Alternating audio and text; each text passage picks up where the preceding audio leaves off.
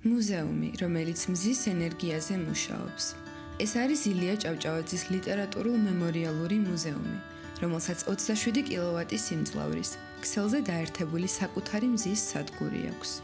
ილია ჭავჭავაძის ლიტერატურულ-მემორიალური მუზეუმი პირველია ამიერკავკასიაში, რომელიც მთლიანად განახლებად ენერგიაზე გადავიდა.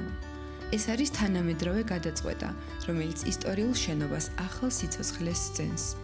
ეს ნიშნავს, რომ მუზეუმი ყოველწლიურად დაზოგავს 30,000 კილოვატ-საათ ენერგიას. 20 წლის განმავლობაში კი გარემოში 150 ტონით ნაკლები ნახშირორჟანგი გამოიფრქვევა. ილია ჭავჭავაძის ლიტერატურულ-მემორიალური მუზეუმის ეს უპრეცედენტო პროექტი ეკოლოგიური და სოციალურ პასუხისმგებლობის მაგალითია, რომელიც ხელს უწყობს დედამიწის მდგრადი მომავლის შენარჩუნებას.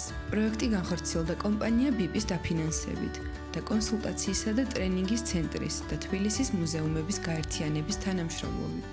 სტეფენ ელჯის გუნდმა კი უზრუნველყო ტექნიკური მხარდაჭერა პროექტის დასაწყისიდან მის დასრულებამდე. მზის პანელების მონტაჟი საუკეთესო ინვესტიციაა სუფთა და იაფი ელექტროენერგიის მისაღებად, როგორც თქვენთვის, ასევე თქვენი ბიზნესისთვის.